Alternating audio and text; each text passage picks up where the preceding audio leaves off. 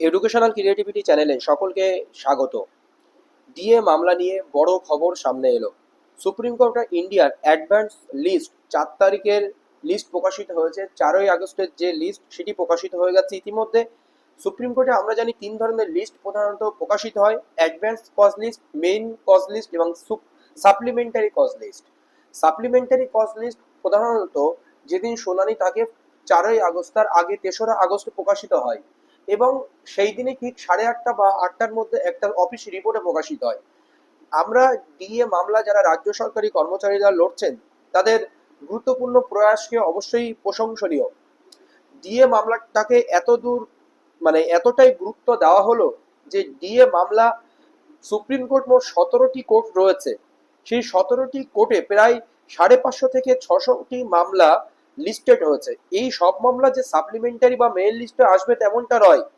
যেগুলো ফাইনাল শুনানি হবে কিছু মেইন লিস্টে আসে। ধরুন জাস্টিস গাভাই প্রধান বিচারপতির বেঞ্চে মোট 140টি মামলা থাকবে। তার মধ্যে প্রথম 30টি কি 40টি মামলা মেইন লিস্টে এবং সাপ্লিমেন্টারি লিস্টে বা পরবর্তী মামলাগুলো বা 60 থেকে। তার মধ্যে ট্রান্সফার ম্যাটার যেগুলো থাকে সেগুলো খুবই তাড়াতাড়ি হয়ে যায়, সেগুলোতে খুব একটা দেরি হয় না।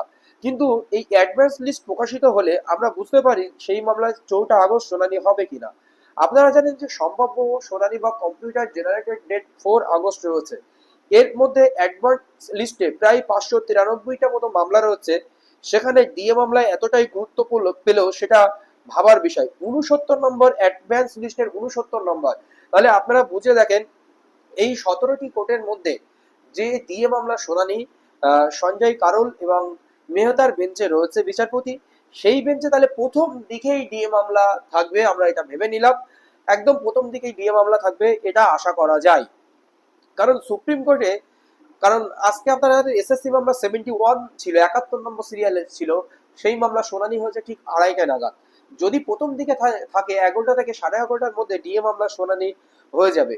আপনারা জানেন যে 25% যে মামলা বা কন্টেম্প, এই সমস্ত এই 25% যে বকেয়ার বিষয় রয়েছে সেই সমস্ত বিষয় নিয়ে একাধিক বিষয় কিন্তু ওখানে উত্থাপন হবে।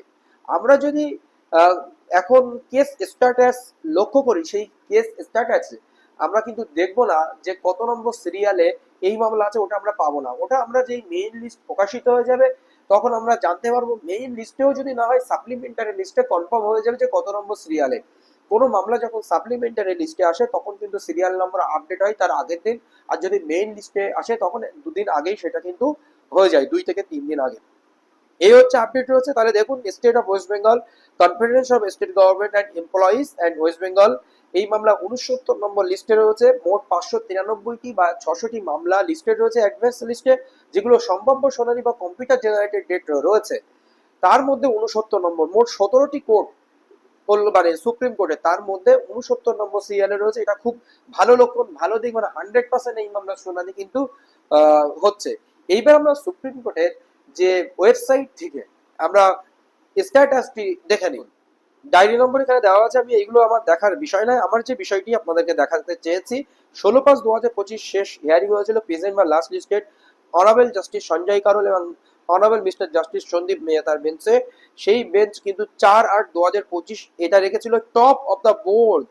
Top of the board computer generated top of the board কেন বলা হচ্ছে, ওটা 69 নম্বর সিরিয়ালে রাখা হচ্ছে।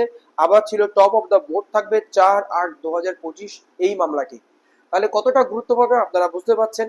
পরবর্তী আপডেট আসলে, অফিস রিপোর্ট প্রকাশিত হলে অবশ্যই আপনাদেরকে জানাবো। যারা রেসপন্ডেন্ট রয়েছে, confederation of state government employees West Bengal, তারা খুবই লেবার করছেন। ইউনিটি ফ্রমও রয়েছেন, ইন্দ্রানীল মিত্র, গোপাল মজুমদার, ইউনিটি ফ্রম কর্মচারীদের পক্ষ থেকে তারাও যথারীতি লড়াই করে যাচ্ছেন। ধন্যবাদ। ডি মামলায় 25% দিয়ে বকেয়া থেকে সবাই পাবে আশা করছি। আর রাজ্য সরকারকে আবারও জোর করে বলছি, রাজ্য সরকারকে একদিন কেন্দ্রীয় হারে দিয়ে দিতে হবে আর সমস্ত বকেয়া শোধ করতে হবে। ফান্ডামেন্টাল রাইট হিসাবে কোনো একটা দিন এটা প্রতিস্থাপন হবেই। ধন্যবাদ।